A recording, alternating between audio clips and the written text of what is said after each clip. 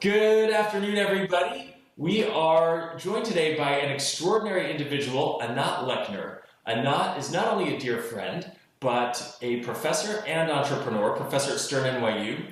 She started her career, if I understand correctly, as a psychologist, but then became a strategist at McKinsey, has been through a number of entrepreneurial ventures, and will share with us today wisdom that comes from a panoply of pursuits. Anat, you joined us live with a group of entrepreneurs, every single one of whom, after you left, agreed the world is on fire. You're a fire starter, a bona fide igniter of possibilities, and I'm really excited to see what advice you have for CEOs and entrepreneurs in our community.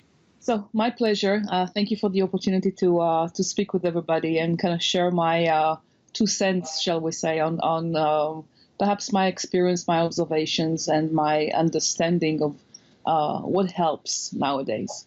It seemed to me that, actually, let me start from a slightly different place. Recently, somebody published their summary of 40 years of experience as a consultant at PwC. And the guy wrote that what he observed to be the most powerful of all things was the ability to craft a vision and stay on track. And the way he introduced it, he said, sometimes the fundamentals are as powerful as ever, and it's perhaps time to go back to fundamentals, especially when things become increasingly unclear. And so that was a very interesting way of offering an insight into what otherwise is very chaotic. What I found to be most important to me as a person, most resonating with my students and the people that I advise to,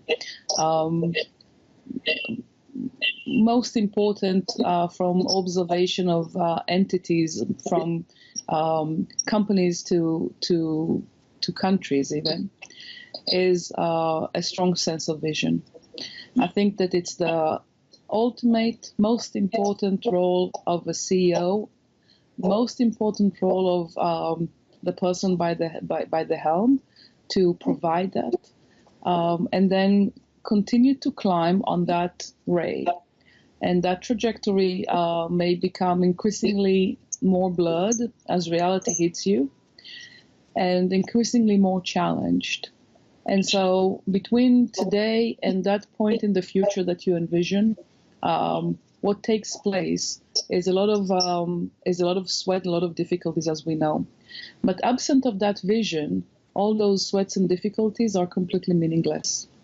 And they are experienced as such, and they radiate as such. And so it's not just the challenges that are going to come your way, but it's also the lack of capacity to handle them, because you cannot motivate yourself and you cannot motivate a single soul around you. If, however, you are on a trajectory sailing towards your own vision, then that is what fuels you, that is what drives you, that is what you wake up to every morning, that is what you work on all day long, that is what you go to sleep with every night.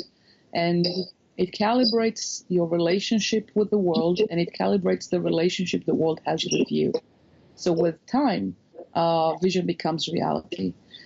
Absent of a vision, there is no reality other than by sheer lack. With a vision, there is a chance to land where you want to go.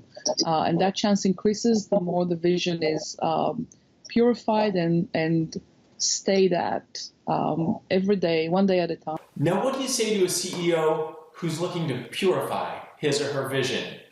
Because you perhaps have insight from the psychological realm and the entrepreneurial realm, and all too many CEOs I've met have a vision of, in all but words, more of the same. Yeah. So that's already an interesting way to ask the question, because your vision cannot really be more of the same. If it is, then you didn't work hard enough. So if your vision is to succeed, which is everybody's want anyways, other than few challenged personalities, if your vision is to succeed, that's not a vision. The vision is something that carries unique value with it, that you have an insight into how you would want to make the world a better place, not your world. Your world will become a better place if you make the world a better place. And I don't want to use cliches, but studies show us that people that want to make the world a better place are able to motivate themselves and others. People who want to make their world a better place don't motivate anybody to participate in that. So this is a very big distinction. And if you want to make the world a better place, then your vision is naturally going to sound a little different than everybody else's vision, because you went through the path of purifying and making your notions and ideas authentic. If they're authentic, they're ownable. If they're not authentic, no one rallies behind them. So to purify your vision, you want to take a look at how you speak of your ideas, what it is, and dig deeper and deeper in your ideas. How do you verbalize them? What exactly do you see? How is this something that's authentic to you, ownable by you, something that people can associate with you and can see the logic of why you are trying to actually make that happen? The more you work through this self-reflective process, the greater the chance that you will become, that your voice will become a whole lot more coherent, first to yourself and then to others. And if you go through that exercise and your voice becomes more coherent, then it's more ownable, it's more motivating, it's more directing, it's more piercing, and it sends the chance to actually be achieved. Is there a book, a tool, perhaps something you've written, an exercise, or anything else people can actually wrap their arms around immediately if they want to make a go of it? So a few things. In the history of management books, there is one seminal book published many years ago. It was called Built to Last. And in there, Jim Collins and Joe Porras wrote the first chapter to ever be written, in fact, about the notion of visions and how a vision is so important. So somebody can dial back all the way to 1991, and for $5.99, this book can be yours, and you can just immerse yourself in the first chapter, and you read it, and you know. Two, I personally have built a database for vision statements, just to be able to see the, shall we call it, the bullshit from the good stuff.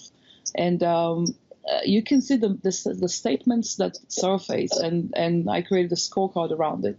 The statements that surface are statements that you would see as pure and concise, which means something that just by rule of thumb, for when everybody understands when you say this to them, and try the 5-year-old Joey. If Joey gets it, so does everybody else. So don't go overboard on sophisticated words. Don't go overboard on empty words such as the provider of choice.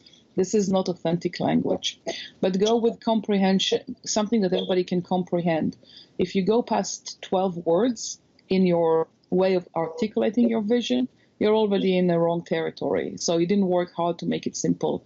Reduce, make it as simple and purified and piercing as possible. That's one. Two, you want to think about creating a statement that has some emotional presence, emotional resonance to it. That when people hear this, they go like, whoa. Such as the statement that Google put in place years back that said something like, organize the world's information and make it universally accessible. This is like a big, hairy, audacious goal. So you want to create that ambition in the statement. You also want to think about, so that was two. Number three is you want to think about how to make a statement meaningful and ownable. In other words, when somebody looks at you and at that statement, they can see the association and they can see why you or your company, of all people, can actually accomplish that. Maybe it's drive, maybe it's talent, maybe it's unique core competencies, whatever that might be. And then lastly, one of the nice tests for a good vision statement is its contemporaneous. In other words, it's relevant today, but also its eternal nature. So it's something that you can work on today and tomorrow or in the far tomorrow, and it's always relevant, such as to create an information technology company that's the best in class, and this is something that's always relevant. Or DuPont back and then had a statement that said something like to be the most dynamic science company. So you can be the most dynamic science company today, tomorrow, and 200 years from now. And so if you apply those 4 principles, as one of your ways to self-reflect on what it is you say. Take those and use them as guidance. Your voice will become clearer and better, shall we say. It sounds like you're advocating a thoughtful, directed pursuit. Should it be any different in one's personal life? Do you advocate a vision statement for people in their personal lives, in their relationships? I think that there is no difference. I, in fact, think that the way we live our lives as individuals, the way we live our lives as companies, and the way we live our lives as countries, the way we live our lives as entities is exactly the same.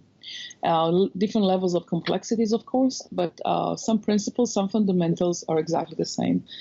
Living your life without a vision, very difficult to make an argument as to why this would lead you into a really meaningful life, because you never bothered to make the commitment to live a meaningful life. And a vision, if you think about it, is the highest form of commitment an entity can make to itself. It's the, I don't know if I can say it in a more piercing way. You cannot commit to something more grandiose than your own vision.